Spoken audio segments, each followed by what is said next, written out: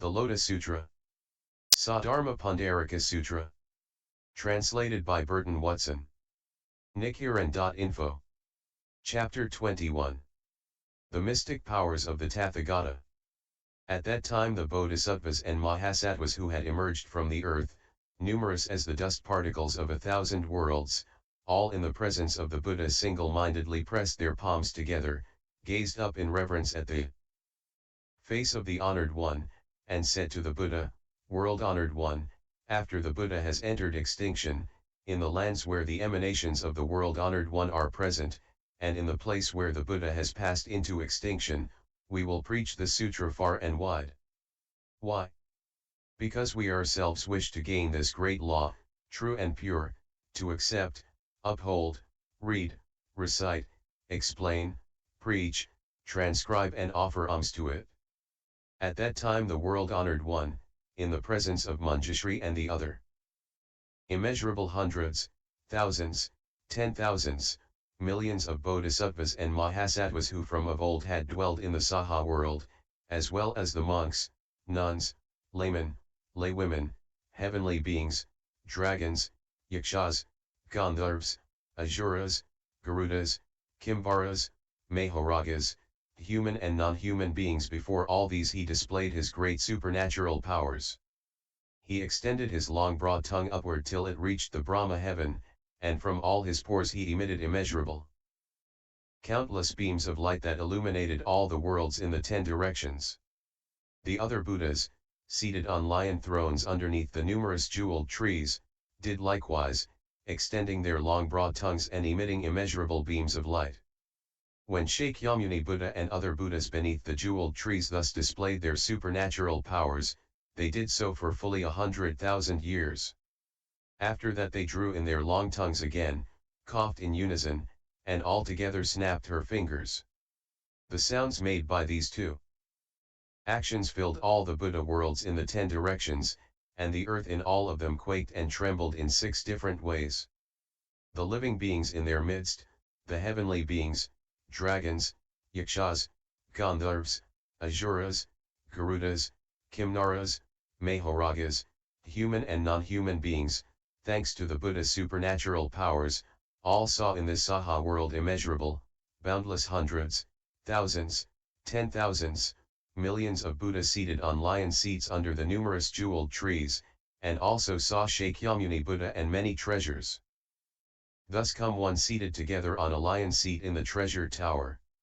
Moreover, they saw immeasurable, boundless hundreds, thousands, 10,000s, millions of bodhisattvas and mahasattvas and the 4 kinds of believers who reverently surrounded Shakyamuni Buddha. When they had seen these things, they were all filled with great joy, having gained what they had never had before. At the time the heavenly beings in the midst of the sky cried out with loud voices, saying, Beyond these immeasurable, boundless hundreds, thousands, 10,000s, millions of Asamkhya worlds there is a land named Saha, and in it a Buddha named Shakyamuni. Now for the sake of the bodhisattvas and mahasattvas he is preaching in his sutra of the great vehicle called the Lotus of the Wonderful Law, a law to instruct the bodhisattvas, one that is guarded and kept in mind by the Buddhas. You must respond with joy from the depths of your heart, and also offer obeisance and alms to Shakyamuni Buddha. When the various living beings heard the voices in the sky, they pressed their palms together, faced the Saha world, and spoke these words, Hail, Shakyamuni Buddha! Hail, Shakyamuni Buddha! Then they took different kinds of flowers, incense, necklaces, banners, and canopies, as well as the ornaments, rare jewels and other wonderful articles that adorned their persons, and all together scattered them far off in the direction of the Saha world. The objects thus scattered poured in from the 10 directions like clouds gathering together. Then they changed into a jeweled curtain that completely covered the area where the Buddhas were. At that time the worlds in the 10 directions were opened up so that there was unobstructed passage from one to the other and they were like a single Buddha land. At that time the Buddha spoke to superior practices and the others in the great assembly of bodhisattvas, saying, The supernatural powers of the Buddhas, as you have seen, are immeasurable, boundless, inconceivable. If in the process of entrusting the sutra to others I were to employ these supernatural powers for immeasurable, boundless hundreds, thousands, 10,000s, millions of asamkhya kalpas to describe the benefits of the sutra, I could never finish doing so.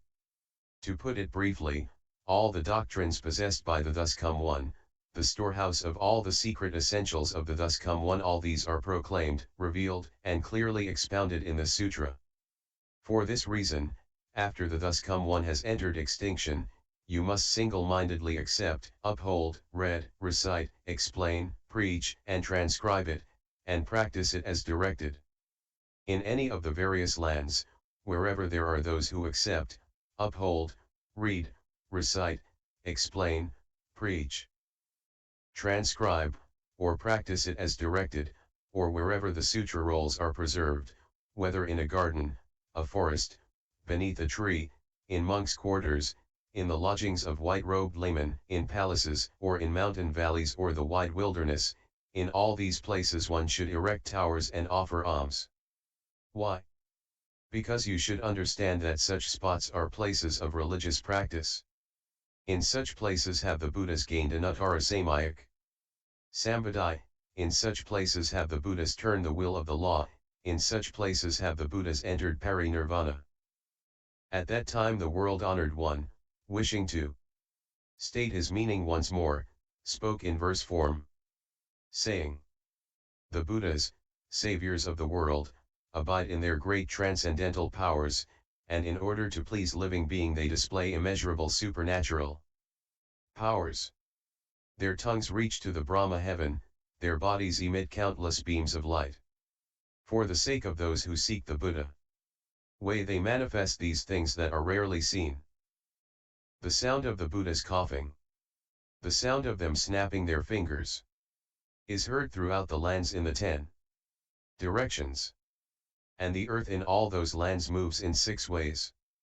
Because after the Buddha has passed into extinction, there will be those who can uphold this sutra. The Buddhas are delighted and manifest immeasurable supernatural powers.